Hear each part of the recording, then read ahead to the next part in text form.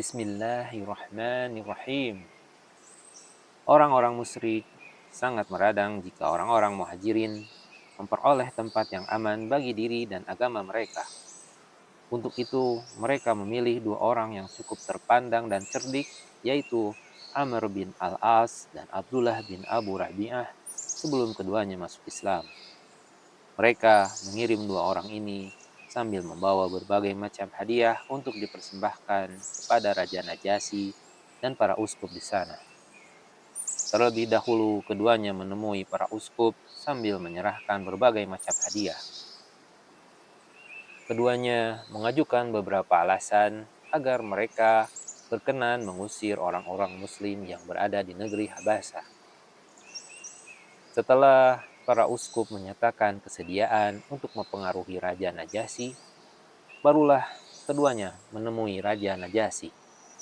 Sambil menyerahkan berbagai macam hadiah, mereka berdua berkata, "Wahai Tuan Raja, sungguhnya ada beberapa orang bodoh yang telah menyusup ke negeri Tuan.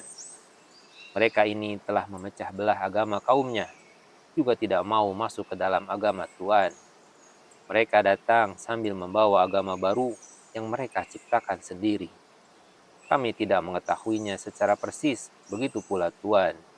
Kami diutus para pembesar kaum mereka, dari bapak-bapak, paman, dan keluarga mereka untuk menemui Tuan agar Tuan berkenan untuk mengembalikan orang-orang ini kepada mereka. Sebab mereka itu adalah berhak terhadap orang-orang tersebut dan lebih tahu apa yang telah mendorong orang-orang tersebut mencela dan mencaci maki mereka. Benar, apa yang dikatakan mereka berdua, wahai baginda raja, serahkanlah mereka itu kepada mereka berdua agar keduanya mengembalikan mereka ke kaum dan negerinya. Begitulah kata para uskup yang ada di sana. Namun, Raja Najasyi merasa perlu untuk meneliti secara detail masalah ini dengan mendengarkan dari masing-masing pihak. Maka, Raja Najasyi mengirim utusan untuk menemui orang-orang muslim dan mendatangkan mereka ke hadapannya. Setelah para muhajirin yang dari penampilannya saja sudah menampakkan kejujurannya itu menghadap, maka Najasyi berkata, "Macam apakah agama kalian? Yang karena agama itu kalian memecah belah kaum kalian. Dan mengapa kalian juga tidak mau masuk agama kami, serta tidak satupun dari agama-agama ini?" Ja'far bin Abu Thalib yang menjadi juru bicara orang-orang muslim menjawab, "Wahai Tuan Raja, dulu kami adalah memeluk agama jahiliyah. Kami menyembah berhala-berhala, memakan bangkai, berbuat mesum, memutuskan tali persaudaraan, menyakiti tetangga, dan yang kuat di antara kita memakan yang lemah. Begitulah gambaran kami pada dahulu kala. Hingga Allah mengutus seorang rasul dari kalangan kami sendiri, yang kami ketahui nasab, kejujuran, amanah, dan kesucian dirinya. Beliau menyeru kami kepada Allah untuk mengesahkan dan menyembahnya, serta meninggalkan penyembahan kami dan bapak-bapak kami terhadap batu dan patung. Beliau juga memerintahkan kami untuk berkata jujur, melaksanakan amanat, menjalin hubungan kekerabatan, berbuat baik kepada tetangga, menghormati hal-hal yang disucikan dan darah. Beliau melarang kami berbuat mesum, berkata palsu, mengambil harta anak yatim, dan menuduh wanita-wanita yang suci. Beliau memerintahkan kami untuk menyembah Allah semata, tidak menyekutukan sesuatu pun dengannya. Memerintahkan kami mengerjakan salat, mengeluarkan zakat, dan berpuasa. Lalu kami membenarkan beriman dan mengikuti beliau atas apapun dari agama Allah. Lalu kami menyembah Allah semata, tidak menyekutukan sesuatu dengannya. Kami mengharamkan apapun yang diharamkan atas kami, menghalalkan apapun yang dihalalkan bagi kami. Kemudian kaum kami memusuhi kami, menyiksa kami, dan menimbulkan cobaan terhadap agama kami dengan tujuan untuk mengembalikan kami kepada penyembahan terhadap patung tanpa diperbolehkan menyembah Allah, agar kami menghalalkan berbagai macam keburukan seperti dahulu kala. Setelah mereka menekan, berbuat semena-mena, mempersempit gerak kami dan menghalangi diri kami dari agama kami, maka kami pun pergi ke negeri Tuhan dan memilih Tuhan daripada yang lain. Kami gembira mendapat perlindungan Tuhan, dan kami tetap berharap agar kami tidak dizalimi di sisi Anda, wahai Tuhan Raja. Apakah engkau bisa membacakan sedikit ajaran dari Allah yang dibawa Rasulullah? Tanya Raja Najasyi. Ya, jawab Ja'far. Kalau begitu, bacakanlah kepadaku, pinta Raja Najasyi. Lalu Ja'far membacakan dengan cara menghafal awal surat Maryam. Demi Allah, Najasyi menangis hingga membasahi jenggotnya. Begitu pula para uskupnya hingga jenggot mereka basah oleh air mata tatkala mendengar apa yang dibacakan kepada mereka. Kemudian Najasyi berkata, sesungguhnya ini dan yang dibawa Isa benar-benar keluar dari satu cahaya yang sama-sama dari Allah.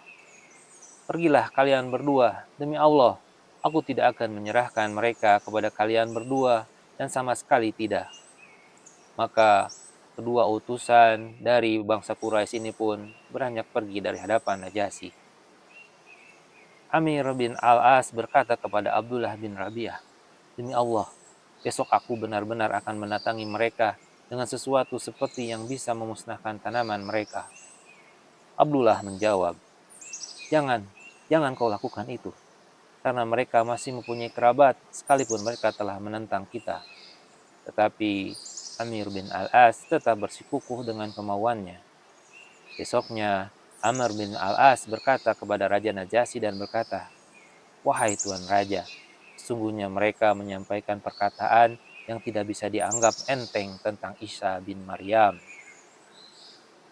Kemudian Raja Najasyi mengirim 4 utusan untuk menanyakan kepada orang-orang muslim pendapat mereka tentang Isa. Tentu saja mereka menjadi risau dan kaget, tetapi mereka semua telah sepakat untuk berkata apa adanya, apapun yang akan terjadi. Setelah mereka menghadap Raja Najasyi dan Najasyi bertanya tentang hal itu kepada mereka, Ja'far menjawab, kami katakan seperti yang dibawa Nabi kami, bahwa Isa adalah hamba Allah, Rasulnya, rohnya, dan kalimatnya yang disampaikan kepada Maryam, sang perawan suci. Najasyi memungut potongan dahan dari tanah, kemudian berkata, demi Allah, Isa bin Maryam tak berbeda jauh dengan apa yang engkau katakan, seperti potongan dahan ini. Karena mendengar para uskup mendengus, maka Najasyi berkata lagi, demi Allah, sekalipun kalian mendengus. Kemudian Raja Najasyi berkata kepada orang-orang muslim, pergilah kalian aman di negeriku. Siapa yang mencaci kalian adalah orang yang tidak waras. Sekalipun aku mempunyai gunung emas, aku tidak suka menyakiti salah seorang di antara kalian. Lalu Najasyi berkata kepada para pengawalnya, kembalikanlah hadiah yang dibawa 2 orang utusan itu. Aku tidak membutuhkan hadiah-hadiah itu, demi Allah. Aku tidak meminta uang sogokan dariku tatkala dia mengembalikan kerajaan ini kepadaku, sehingga aku tidak perlu mengambil uang sogok setelah mendapat kekuasaan itu.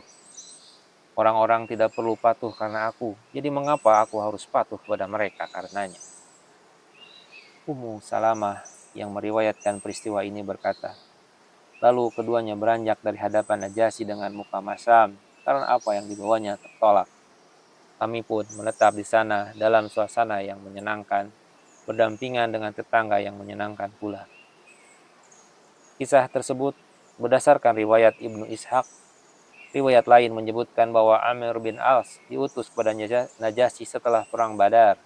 Namun sebagian yang lain telah sepakat bahwa pengiriman utusan itu 2 kali. Dan materi dialog antara Najasyi dan Ja'far pada pengiriman utusan yang kedua juga sama dengan apa yang disebutkan Ibnu Ishaq itu. Begitulah kurang lebihnya. Siasat orang-orang musyrik gagal total. Mereka sadar bahwa mereka tidak bisa melampiaskan dendam kecuali di daerah kekuasaannya sendiri. Dari sini muncul suatu pemikiran yang sangat mengerikan. Menurut mereka, satu-satunya cara untuk memuluskan siasat ini ialah dengan menghentikan dakwah Rasulullah Shallallahu Alaihi Wasallam secara mutlak. Jika tidak bisa, maka beliau harus dibunuh. Tetapi bagaimana caranya bila Abu Thalib tetap melindungi beliau dan orang-orang Muslim? Maka mereka perlu menghadap Abu Thalib terlebih dahulu. Para pembesar Quraisy mendatangi Abu Thalib dan mereka berkata kepadanya, "Wahai Abu Thalib, engkau adalah orang yang paling tua, terhormat, dan berkedudukan di tengah kami. Kami sudah pernah memintamu untuk menghentikan anak saudaramu, namun engkau tidak melakukannya. Demi Allah, kami sudah tidak sabar lagi menghadapi masalah ini. Siapa yang mengumpat bapak-bapak kami, membodohkan harapan-harapan kami, dan mencela kesembahan kami, hentikanlah dia, dan atau kami menganggapmu berada di pihaknya, hingga salah satu dari kedua belah pihak di antara kita binasa." Ancaman ini cukup menggetarkan Abu Thalib. Maka dia mengirim utusan untuk menemui Rasulullah SAW yang berkata kepada beliau, "Wahai anak saudaraku, sesungguhnya kaummu telah mendatangiku, lalu mereka berkata begini dan begitu kepadaku. Maka hentikanlah demi diriku dan dirimu sendiri. Janganlah engkau membebaniku sesuatu di luar kesanggupanku."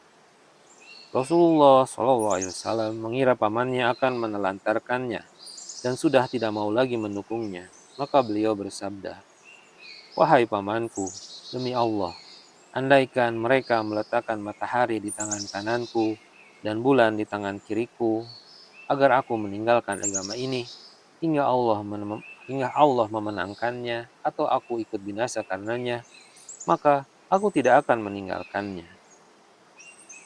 Mendengar itu, mata Abu Thalib mengucurkan air mata lalu bangkit. Tatkala beliau hendak beranjak, Abu Thalib memanggil beliau lalu berkata, "Pergilah, wahai anak saudaraku, dan katakanlah apapun yang engkau sukai. Demi Allah, aku tidak akan pernah menyerahkan dirimu kepada siapapun." Tatkala Quraisy melihat Rasulullah Shallallahu Alaihi Wasallam tetap menjalankan aktivitas dakwahnya dan mereka tahu bahwa Abu Thalib tidak mau menelantarkan beliau dan dia juga sudah menyatakan kesanggupannya untuk berpisah dengan mereka dan bahkan memusuhi mereka, maka mereka mendatangi kembali Abu Thalib bersama Amamah bin Al-Walid bin Al-Mughirah.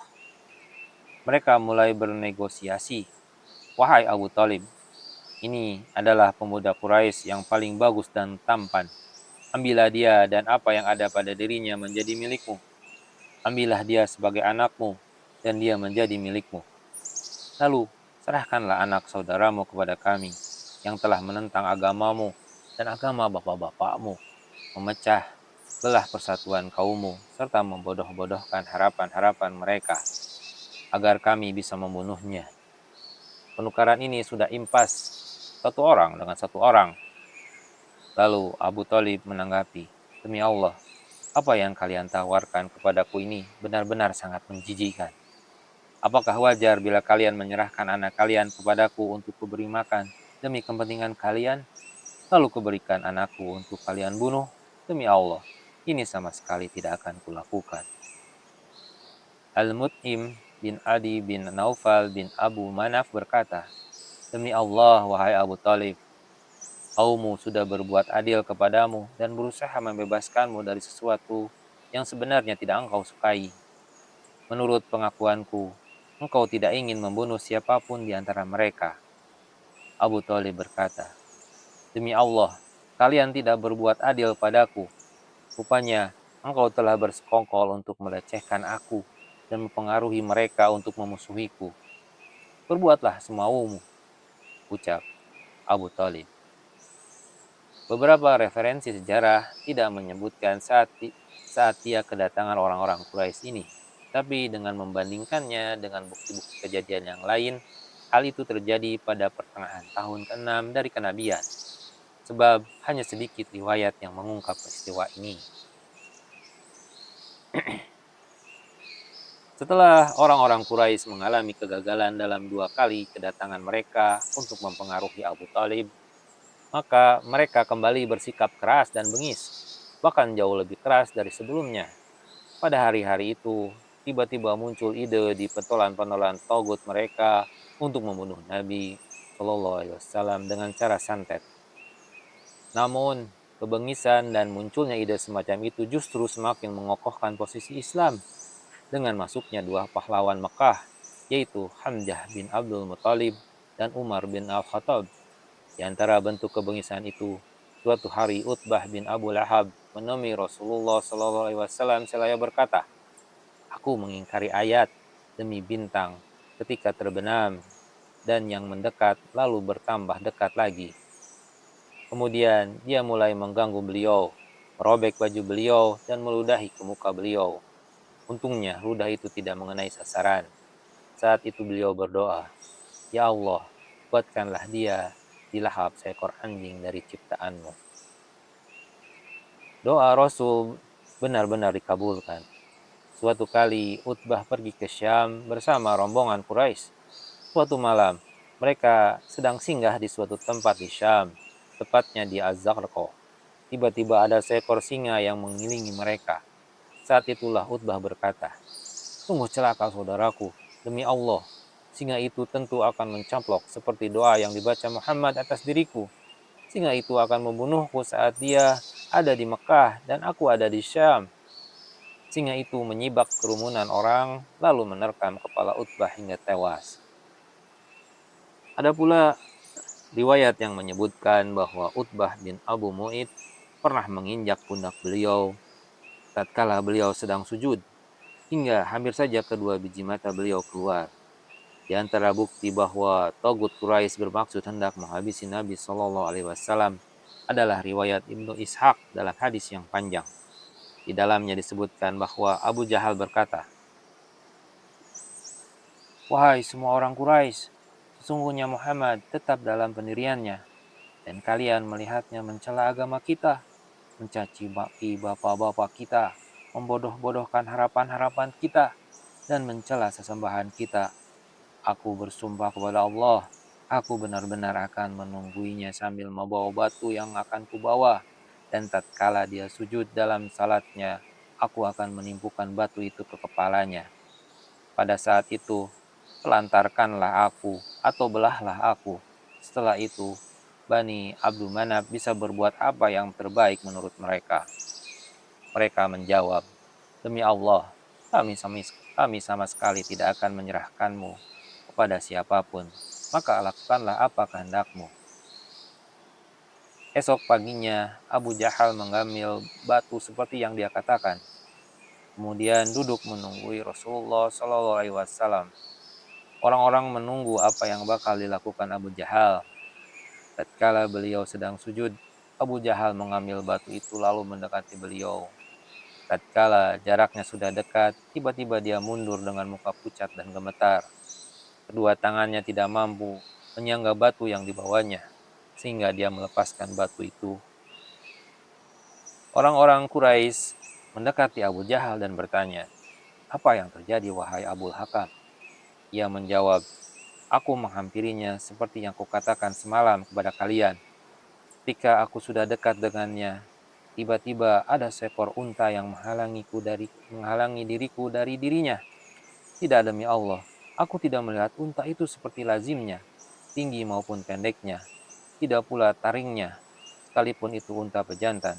Unta itu mendekatiku dan hendak mencaplokku." Ibnu Ishaq menuturkan, diceritakan kepadaku bahwa Rasulullah SAW bersabda, "Itulah Jibril.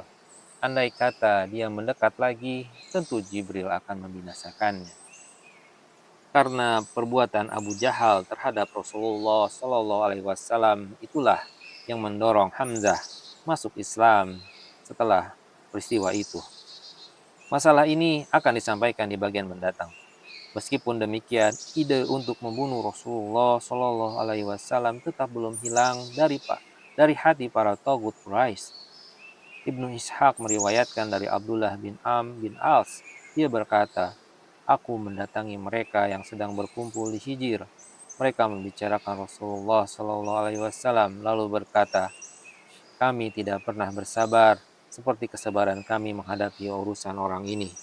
Kami benar-benar telah bersabar menghadapinya karena suatu urusan yang besar.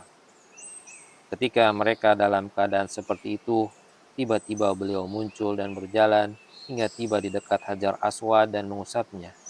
Kemudian beliau melewati mereka dalam keadaan tawaf mengelilingi Ka'bah. Mereka memberondong beliau dengan kata-kata penghinaan. Aku bisa melihat yang demikian itu di wajah beliau. Tatkala lewat untuk kali kedua, mereka melakukan hal yang sama lagi. Aku bisa mengetahui yang demikian itu di wajah beliau. Kemudian, tatkala beliau lewat untuk kali ketiga, mereka melakukan hal yang sama lagi. Saat itu beliau berdiri kemudian bersabda, "Adakah kalian mendengar, wahai semua orang Quraisy? Demi yang diriku ada di tangannya, aku telah datang kepada kalian sambil membawa sembelihan." Kata-kata beliau ini terus mengiang-ngiang di telinga mereka, hingga masing-masing di antara mereka merasa di atas kepalanya ada burung yang akan menyambar. Di antara mereka bahkan ada yang berusaha menghibur diri dari rasa takutnya dengan cara yang dianggapnya paling baik, lalu berkata, "Pergilah wahai Abu Qasim, demi Allah, engkau bukanlah orang yang asing." Esok harinya mereka berkumpul lagi. Saat beliau muncul, mereka pun berembuk. Akhirnya secara serentak mereka mengepung beliau. Kulihat salah seorang di antara mereka memegang jubah beliau. Abu Bakar berdiri di samping beliau. Sambil menangis dia berkata, "Apakah kalian tega membunuh seorang yang berkata, 'Robku adalah Allah'?" Kemudian mereka beranjak pergi meninggalkan beliau. Ibnu Arm berkata, "Itulah kondisi paling keras yang dilakukan Quraisy yang pernah kulihat." Dalam riwayat Al-Bukhari dari Urwah bin Az-Zubair, dia berkata, "Aku berkata kepada Ibnu Am bin Al-As, sampaikanlah kepadaku keadaan paling keras yang dilakukan Quraisy terhadap Nabi Shallallahu Alaihi Wasallam." Dia menjawab, tatkala Nabi Shallallahu Alaihi Wasallam salat di dalam Ka'bah, tiba-tiba muncul Uqbah bin Abu Mu'id, lalu dia melilitkan pakaiannya di leher beliau, lalu menjerat beliau dengan tarikan yang keras. Lalu Abu Bakar tiba dan langsung mencengkram pundaknya, serta menyingkirkannya dari sisi beliau seraya berkata, "Apakah kalian tega membunuh seorang yang mengatakan Robku adalah Allah?" Dalam hadis riwayat dari Asma Ash-Shuraih, mendatangi Abu Bakar dan berkata, "Temuilah sahabatmu." Maka ia pergi meninggalkan kami. Rasulullah telah 4 kali mendapatkan ancaman. Ia keluar dan berkata, "Apakah kalian tega membunuh seorang yang mengatakan Rabbku adalah Allah?" Maka mereka mengurungkan niatnya dan berbalik ke Abu Bakar. Setelah itu Abu Bakar kembali ke tempat kami dan tidak ada jalinan rambutnya menyentuh suatu pun kecuali kembali bersama kami. Di tengah suhu yang diliputi awan kezaliman dan penindasan, tiba-tiba muncul seberkas cahaya yang menyinari jalan, yaitu masuk Islamnya Hamzah bin Abdul Muthalib. Dia masuk Islam pada penghujung tahun ke-6 dari kenabian, lebih tepatnya pada bulan Zulhijjah. Mengenai sebab keislamannya adalah bahwa suatu hari Abu Jahal melewati Rasulullah di Bukit Safa, lalu dia menyakiti dan menganiaya beliau. Rasulullah diam saja, tidak berbicara sedikit pun kepadanya. Kemudian dia memukuli tubuh beliau dengan batu di bagian kepala, sehingga memar dan darah mengalir. Selepas itu, dia pulang menuju tempat pertemuan kaum Quraisy di sisi Ka'bah dan berbincang dengan mereka. Kala itu, budak wanita Abdullah bin Jud'an berada di kediamannya di atas bukit Safa dan menyaksikan pemandangan yang belum lama terjadi. Kebetulan Hamzah datang dari berburu dengan menenteng busur panah. Maka dia langsung memberitahukan kepadanya tentang perlakuan Abu Jahal tersebut. Menyikapi hal itu, sebagai seorang pemuda yang gagah lagi punya harga diri yang tinggi di kalangan suku Quraisy, Hamzah marah berat dan langsung bergegas pergi dan tidak peduli dengan orang yang menegurnya.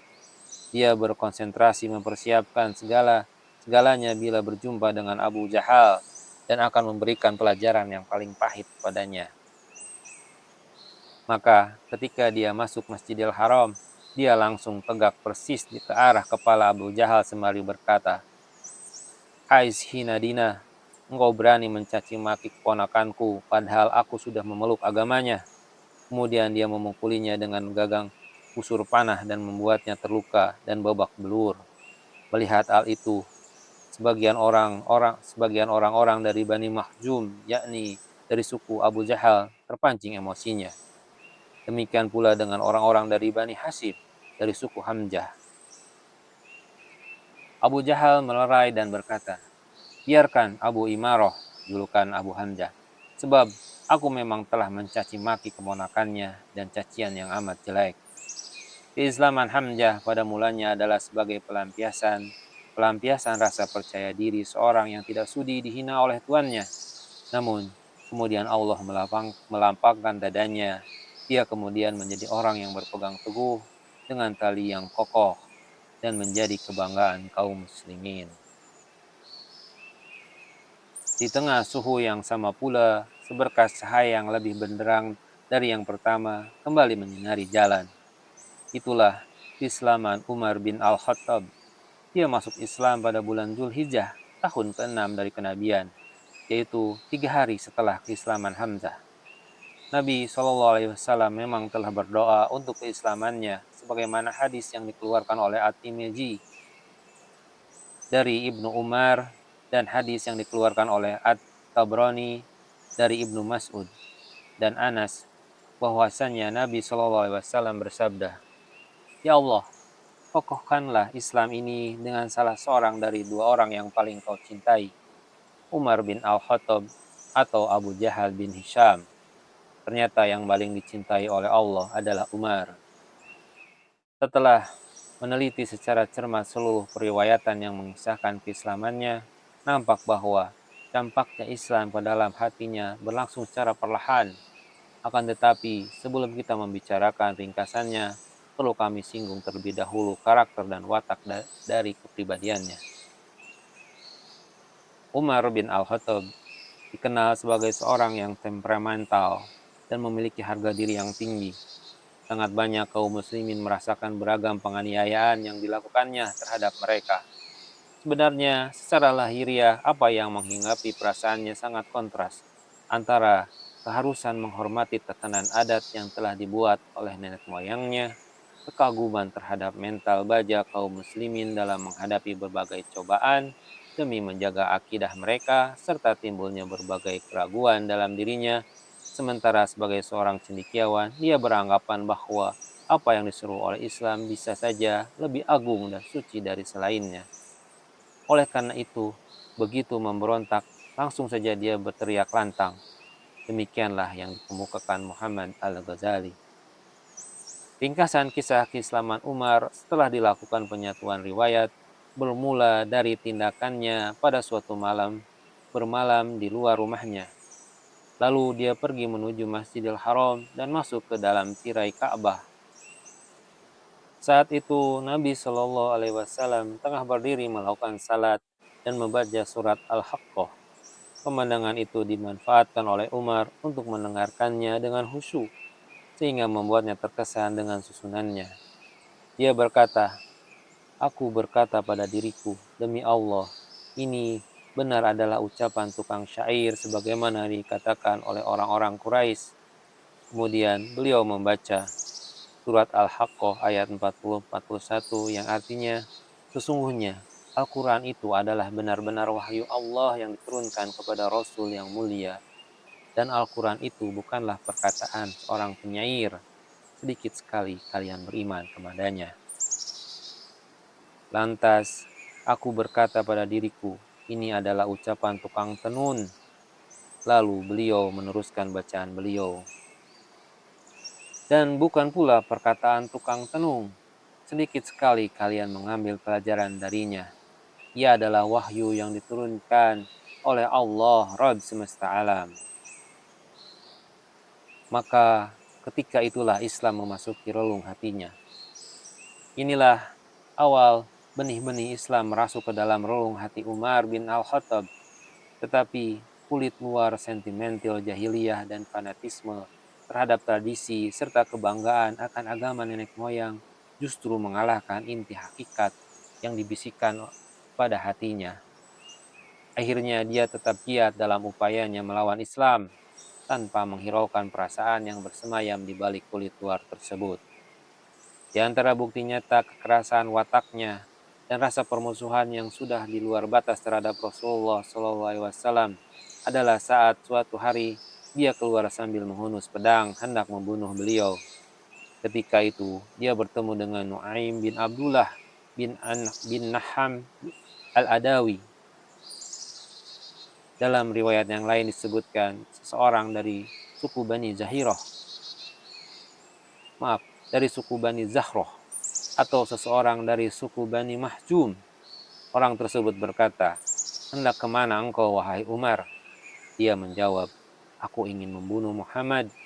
Orang tersebut berkata lagi, "Kalau Muhammad engkau bunuh, bagaimana engkau akan merasa aman dari kejaran Bani Hasim dan Bani Zahroh?" Umar menjawab, "Menurutku, sekarang ini engkau sudah menjadi penganut Asyabiyah, sebutan mereka terhadap agama baru, yaitu Islam, dan keluar dari keluar dari agamamu." Orang itu berkata kepadanya, "Maukah aku tunjukkan kepadamu yang lebih mengagetkanmu lagi, wahai Umar? Sesungguhnya saudara perempuan dan iparmu juga telah menjadi penganut Asyabiyah dan meninggalkan agama mereka berdua yang sekarang ini." Mendengar hal itu, Umar dengan segera berangkat mencari keduanya. Dan saat dia sampai di tengah-tengah mereka, di sana dia menjumpai Habab bin Al-Arad yang membawa syahifah atau lembaran Al-Quran bertuliskan Toha dan membacakannya untuk keduanya. Sebab dia secara rutin mendatangi keduanya dan membacakan Al-Quran terhadap keduanya. Tatkala Habab mendengar gerak-gerik Umar, dia menyelinap ke bagian belakang rumah, sedangkan saudara perempuan Umar menutupi sahifah tersebut. Ketika mendekati rumah, Umar telah mendengar bacaan Habab terhadap mereka berdua. Karenanya saat dia masuk langsung bertanya, "Apa gerangan suara bisik-bisik yang aku dengar dari kalian?" Keduanya menjawab, "Tidak, hanya sekedar perbincangan di antara kami saja." Dia berkata lagi, "Tampaknya kalian berdua sudah menjadi penganut Asyabiyah." Iparnya berkata, "Wahai Umar, bagaimana pendapatmu jika kebenaran itu berada pada selain agamamu?" Mendengar itu, Umar langsung melompat ke arah iparnya tersebut, lalu menginjak-injakinya dengan keras. Lantas saudara perempuannya datang dan mengangkat suaminya menjauh darinya, namun dia justru ditampar oleh Umar, sehingga darah mengalir dari wajahnya. Dalam riwayat Ibnu Ishaq disebutkan bahwa dia memukulnya, sehingga memar terluka. Saudaranya berkata dalam keadaan marah, "Wahai Umar, jika kebenaran ada pada selain agamamu, maka bersaksilah bahwa tiada Tuhan yang berhak disembah selain Allah, dan bersaksilah bahwa Muhammad adalah Rasulullah." Ketika Umar merasa putus asa dan menyaksikan kondisi saudaranya yang berdarah, dia menyesal dan merasa malu. Lalu dia berkata, "Berikan kitab yang ada di tangan kalian ini kepadaku dan bacakanlah untukku."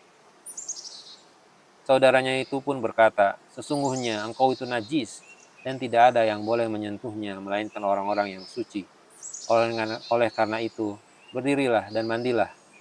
Kemudian dia berdiri dan mandi, lalu mengambil kitab tersebut dan membaca, "Bismillahirrahmanirrahim.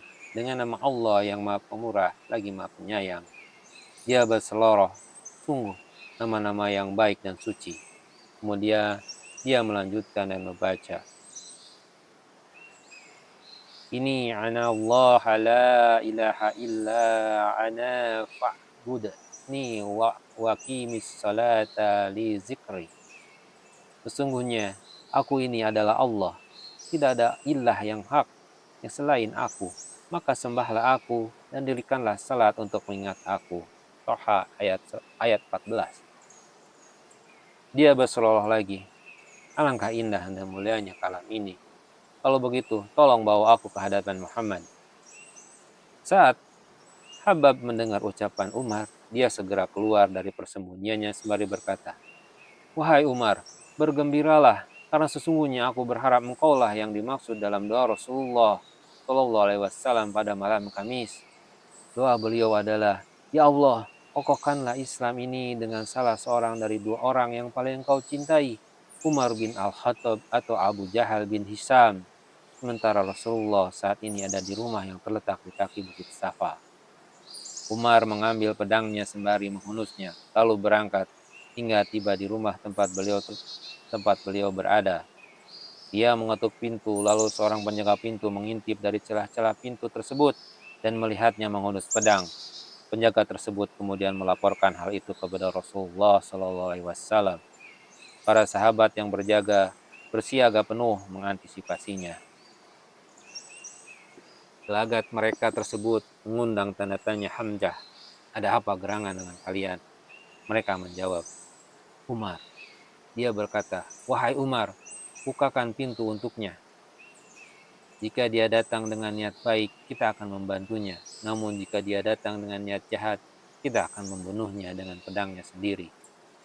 Saat itu, Rasulullah SAW masih di dalam rumah dan diberitahu tentang Umar. Maka beliau pun keluar menyongsongnya dan menjumpainya di bilik. Beliau memegang baju dan gagang pedangnya, lalu menariknya dengan keras seraya bersabda, tidakkah engkau akan berhenti dari tindakanmu, wahai Umar, hingga Allah menghinakanmu dan menimpakan bencana sebagaimana yang terjadi terhadap Al-Walid bin Al-Mughirah. Ya Allah, inilah Umar bin Al-Khattab. Ya Allah, kokohkanlah Islam dengan Umar bin Al-Khattab. Umar berkata, aku bersaksi bahwa tiada ilah yang berhak disembah selain Allah dan engkau adalah Rasulullah. Dan dia pun masuk Islam yang disambut dengan pekikan takbir oleh penghuni rumah, sehingga terdengar oleh orang yang berada di dalam masjid. Umar merupakan sosok yang memiliki rasa harga diri yang tinggi dan keinginan yang tidak boleh dihalang-halangi. Oleh karena itulah, keislamannya menimbulkan guncangan yang luar biasa di kalangan kaum musyrikin dan membuat mereka semakin terhina dan patah arang. Sementara bagi kaum muslimin, hal itu menambah wibawa, kemuliaan, dan kegembiraannya. Ibnu Ishaq meriwayatkan dengan sanadnya dari Umar. Dia berkata, tatkala aku sudah masuk Islam, aku mengingat-ingat siapa penduduk Mekah yang paling keras terhadap Nabi. Aku berkata, pasti Abu Jahal orangnya. Lalu aku datangi dia dan aku ketuk pintu rumahnya. Dia pun keluar menyambutku sambil berkata, selamat datang. Ada apa denganmu? Aku datang untuk memberitahumu bahwa aku telah beriman kepada Allah dan Rasul-Nya, Muhammad, serta membenarkan apa yang telah dibawanya. Lalu dia mengebrak pintu di hadapan wajahku, sembari berkata, mudah-mudahan Allah menjelekkanmu dan apa yang kau bawa. Dalam versi Ibnul Jauzi disebutkan bahwa Umar berkata, dulu jika seseorang masuk Islam, maka orang-orang menggelayutinya, lantas memukulinya, dan dia juga memukuli mereka. Namun ketika aku telah masuk Islam, aku mendatangi pamanku, Al-As bin Hashim, dan memberitahukan kepadanya hal itu. Dia malah masuk rumah. Lalu aku pergi ke salah seorang pembesar Quraisy seperti Abu Jahal dan memberitahukan kepadanya tentang keislamanku, tapi dia juga malah masuk rumah. Ibnu Hisam juga menyebutkan, demikian pula Ibnu Jauzi secara ringkas, bahwa ketika Umar masuk Islam, dia mendatangi Jamil bin Ma'mar al-Jumahi yang merupakan penyambung lidah Quraisy yang paling getol dan memberitahukan kepadanya tentang keislamannya. Orang ini langsung berteriak dengan sekeras-kerasnya bahwa Ibnu Al-Khattab telah menjadi penganut Sabiyah. Umar pun menimpali di belakangnya. Dia bohong, akan tetapi aku telah masuk Islam. Mereka pun menyergapnya. Sehingga akhirnya terjadilah pertarungan antara Umar seorang diri melawan mereka. Pertarungan itu baru selesai saat matahari sudah berada tepat di atas kepala mereka. Tetapi Umar sudah tampak kepayahan. Dia hanya bisa duduk sementara mereka berdiri dekat kepadanya. Dia berkata kepada mereka, lakukanlah apa yang kalian suka. Sungguh, aku bersumpah atas nama Allah bahwa andai kami berjumlah 300 orang, niscaya telah kami biarkan mereka untuk kalian, atau kalian biarkan mereka untuk kami. Setelah kejadian itu, kaum musyrikin berangkat dalam jumlah besar menuju rumahnya dengan tujuan akan membunuhnya. Imam Al-Bukhari meriwayatkan dari Abdullah bin Umar, dia berkata, saat Umar berada di rumahnya dalam kondisi cemas, datanglah Al-As bin Wa'il Asyahmi, Abu Amru, sembari membawa mantel dan baju yang dilipat dan terbuat dari sutra. Dia berasal dari suku Bani Syaham, yang merupakan sekutu kami di masa jahiliyah. Umar berkata kepadanya, ada apa denganmu? Kaummu mengaku akan membunuhku bila aku masuk Islam, katanya. Umar setelah mengatakan bahwa ia aman berkata, kalau begitu tidak akan ada yang bisa melakukan hal itu terhadapmu. Al-As kemudian keluar dan mendapatkan banyak orang yang sudah memadati lembah tersebut. Lantas dia berkata kepada mereka, hendak kemana kalian? Mereka menjawab, menemui si Ibnu Al-Khattab yang sudah menjadi penganut Sabiyah, panggilan untuk penganut orang Islam. Dia menjawab, kalian tidak akan bisa melakukan hal itu terhadapnya. Orang-orang itu pun pergi secara bergerilya. Dalam riwayat Ibnu Ishaq disebutkan, demi Allah, seolah-olah mereka itu bagaikan pakaian yang tersingkap. Demikianlah dampak keislamannya terhadap kaum musyrikin. Sedangkan terhadap kaum muslimin adalah sebagaimana yang diriwayatkan oleh Imam Mujahid dari Ibnu Abbas. Dia berkata, aku bertanya kepada Umar, mengapa kamu dijuluki Al-Faruq? Dia berkata, Hamzah masuk Islam 3 hari lebih dahulu dariku. Selanjutnya dia menceritakan kisah keislamannya. Dan di akhirnya dia berkata, lalu aku berkata saat aku sudah masuk Islam, wahai Rasulullah, bukankah kita berada di atas kebenaran, mati ataupun hidup? Beliau menjawab, tentu saja, demi yang jiwaku berada di tangannya, sungguhnya kalian berada di atas kebenaran, mati ataupun hidup. Lalu aku berkata, lantas untuk apa sembunyi-sembunyi? Demi yang telah mengutusmu dengan kebenaran, sungguh kita harus keluar. Lalu beliau membagi kami dalam 2 barisan. Salah satunya dipimpin oleh Hamzah dan yang lainnya dipimpin olehku. Akhirnya kami memasuki Masjidil Haram. Kemudian aku menoleh ke arah Quraisy dan Hamzah. Mereka tampak diliputi oleh kesedihan yang tidak pernah mereka rasakan seperti itu sebelumnya. Sejak itulah Rasulullah menamaiku Al-Faruq. Ibnu Mas'ud sering berkata, sebelumnya kami tidak berani melakukan salat di sisi Ka'bah hingga Umar masuk Islam. Dari Suhaib bin Sinan Arumi, dia berkata, ketika Umar masuk Islam, barulah Islam menampakkan diri dan dakwah kepadanya dilakukan secara terang-terangan. Kami juga berani duduk-duduk secara melingkar di sekitar Baitullah, melakukan tawaf, mengimbangi perlakuan orang-orang yang kasar kepada kami, serta membalas sebagian yang diperbuatnya. Dari Abdullah bin Mas'ud dia berkata, kami senantiasa merasakan izah sejak Umar masuk Islam. Setelah 2 orang pahlawan yang agung, Hamzah bin Abdullah Muttalib dan Umar bin Al-Khattab masuk Islam, awan kelabu mulai menyelimuti kaum musyrikin dan barulah tersadar dari mabuk mereka yang selama ini digunakan untuk menyiksa kaum muslimin. Kali ini mereka berupaya mencari jalan lain, yaitu mengajukan negosiasi di mana mereka akan memenuhi semua tuntutan yang diinginkan oleh beliau asalkan mau menghentikan dakwahnya. Mereka yang perlu dikasihani itu tidak mengetahui bahwa setiap apa saja yang dapat disinari oleh matahari tidak memiliki nilai yang sama sekali walaupun sebesar nyamuk sekalipun dibandingkan dakwah yang beliau emban.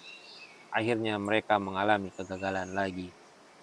Ibnu Ishaq berkata, Yazid bin Ziyad berkata kepadaku dari Muhammad bin Ka'ab al-Qurazi. Dia berkata, suatu hari Utbah bin Rabi'ah yang merupakan seorang kepala suku berbicara di perkumpulan Quraisy saat Rasulullah Shallallahu Alaihi Wasallam duduk-duduk seorang diri di masjid.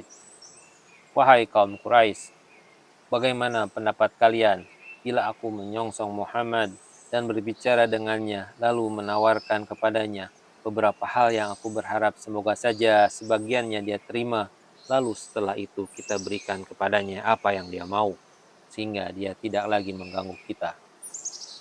Hal itu dikatakan ketika Hamzah masuk Islam dan melihat bahwa para sahabat Rasulullah SAW semakin hari semakin banyak dan bertambah. Lalu mereka berkata kepadanya, tentu saja bagus, wahai Abu Al-Walid. Pergilah menyongsongnya dan berbicaralah dengannya.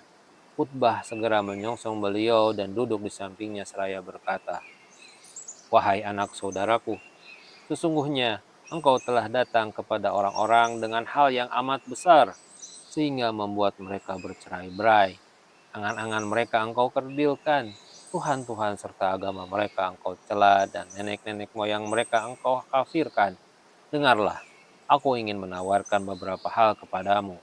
Bagaimana pendapatmu tentangnya? Semoga saja sebagiannya dapat engkau terima." Rasulullah menjawab, "Wahai Abu Al-Walid, katakanlah, aku akan mendengarkannya." "Wahai anak saudaraku, jika apa yang engkau bawa itu semata hanya menginginkan harta, kami akan mengumpulkan harta-harta kami untukmu, sehingga engkau menjadi orang yang paling banyak hartanya di antara kami. Jika apa yang engkau bawa itu semata hanya menginginkan kedudukan, maka kami akan mengangkatmu menjadi tuan kami, hingga kami tidak akan melakukan sesuatu pun sebelum engkau perintahkan. Jika apa yang engkau bawa itu semata hanya menginginkan kerajaan, maka kami akan mengangkatmu menjadi raja. Dan jika apa yang datang kepadamu adalah jin yang engkau lihat dan tidak dapat engkau mengusirnya dari dirimu, kami akan memanggilkan tabib untukmu, serta akan kami infakkan harta kami demi kesembuhanmu. Sebab orang terkadang terkena oleh jin sehingga perlu diobati. Begitu katanya. Atau sebagaimana yang dia katakan, hingga akhirnya Utbah selesai dan Rasulullah mendengarkannya. Lalu beliau berkata, "Wahai Utbah, sudah selesaikah engkau berbicara?" Utbah menjawab, "Ya." Beliau berkata, "Nah, sekarang dengarkanlah dariku." Dia menjawab, "Ya, aku akan mendengar." Rasul kemudian membaca firman Allah, Hamim, diturunkan dari Tuhan yang Maha Pemurah lagi Maha Penyayang. Kitab yang dijelaskan ayat-ayatnya, yakni bacaan dalam bahasa Arab untuk kaum yang mengetahui, yang membawa berita gembira dan yang membawa peringatan. Tetapi kebanyakan mereka berpaling, tidak mau mendengarkan. Mereka berkata, "Hati kami berada dalam tutupan yang menutupi apa yang kamu seru kami kepadanya." Al-Fusilat ayat 1-5. Kemudian Rasulullah SAW melanjutkan bacaannya. Tatkala Utbah mendengarnya, dia malah diam serta khusyuk mendengarkannya sambil bertumpu di atas kedua tangannya yang diletakkan di belakang punggungnya hingga beliau selesai. Dan ketika melewati ayat sajadah, beliau bersujud. Setelah itu beliau bersabda, "Wahai Abu Al-Walid, engkau telah mendengarkan apa yang telah engkau dengar tadi. Sekarang terserah padamu." Utbah bangkit dan menemui para sahabatnya. Melihat kedatangannya, sebagian mereka berkata kepada sebagian yang lain, "Kami bersumpah atas nama Allah, sungguh Abu Al-Walid telah datang kepada kalian dengan raut muka yang berbeda dengan sewaktu dia pergi tadi." Dia pun datang dan duduk bersama mereka. Mereka berkata kepadanya, "Apa yang kau bawa, wahai Al-Walid?" "Yang aku bawa bahwa aku telah mendengar suatu perkataan yang demi Allah belum pernah sama sekali aku dengar semisalnya. Demi Allah, ia bukanlah syair, bukan sihir, bukan pula tenung. Wahai kaum Quraisy, patuhilah aku. Serahkan urusan itu kepadaku, serta biarkanlah orang ini melakukan apa yang dia lakukan. Menjauhlah dari urusannya. Demi Allah, sungguh ucapannya yang telah aku dengar itu akan menjadi berita besar. Jika orang-orang Arab dapat mengalahkannya, maka kalian telah terlebih dahulu membereskannya tanpa campur tangan orang lain. Dan jika dia mengalahkan mereka, maka kerajaannya adalah kerajaan kalian juga. Keagungannya adalah keagungan kalian juga. Maka dengan begitu kalian akan menjadi orang-orang yang paling bahagia. Mereka berkata, "Demi Allah, dia telah menyihirmu dengan lisannya, wahai Abu Al-Walid. Inilah pendapatku terhadapnya. Terserah apa yang ingin kalian lakukan," jawabnya. Dalam riwayat lain, Utbah menyimak sampai mendatangi Rasul SAW hingga Rasul berfirman, "Jika mereka berpaling, maka katakanlah, aku telah memperingatkan kamu dengan petir, seperti petir yang menimpa kaum Ad dan Syamud." Al-Fusilat ayat 13. Ia berdiri gemetaran lalu meletakkan tangannya di mulut Rasulullah SAW dan berkata, "Semoga Allah memberimu kebaikan dan kasih sayang." Hal itu ia lakukan karena takut bila peringatan itu benar-benar terjadi padanya. Ia bangkit dan kembali ke kaumnya, lalu mengatakan seperti yang ia katakan tadi. Situasi dan kondisi yang ada telah banyak berubah, tetapi Abu Thalib tetap saja dibayangi oleh kekhawatiran terhadap gangguan orang-orang musyrik terhadap ponakannya. Dia kembali teringat beberapa peristiwa yang sudah terjadi. Orang-orang musyrik pernah mengancamnya agar dia menghentikan ulah ponakannya dan berupaya menukarnya dengan Amara bin Al-Walid untuk dibunuh. Abu Jahal pun pernah mendatangi keponakannya itu sambil membawa batu yang akan dilemparkan kepadanya. Uqbah bin Abu Mu'id pernah menjerat leher ponakannya dengan pakaian agar bisa membunuhnya, dan masih banyak ancaman lain. Abu Thalib mengingat-ingat kembali semua peristiwa itu. Dia bisa mencium bau busuk yang menyengat dari orang-orang Quraisy dan merasakan yakin bahwa orang-orang musyrik itu hendak merusak perlindungannya terhadap Nabi dan ingin membunuhnya. Hamzah, Umar, atau siapapun pasti tidak akan sanggup menghadapi makar mereka. Abu Thalib merasa yakin bahwa mereka telah sepakat untuk membunuh Rasulullah SAW secara terang-terangan. Kesepakatan mereka itu sebenarnya telah diseratkan di dalam firman Allah surat Az-Zukhruf ayat 79, yang artinya bahkan mereka telah menetapkan satu tipu daya jahat, maka sesungguhnya kami menetapkan pula. Lantas, apakah yang akan dilakukan Abu Thalib? Dia berdiri di tengah anggota keluarganya Bani Hashim, Bani Abdul Muthalib, dan Bani Abdul Manaf, meminta kesediaan mereka untuk melindungi ponakannya. Ternyata mereka menyanggupinya, baik yang kafir maupun yang muslim, sebagai langkah untuk menjaga kekerabatan. Orang yang tidak bergabung dalam kesediaan tersebut adalah saudaranya Abu Lahab. Ia memisahkan diri dari mereka dan bergabung bersama orang-orang Quraisy lainnya. Wallahu alam bishawab.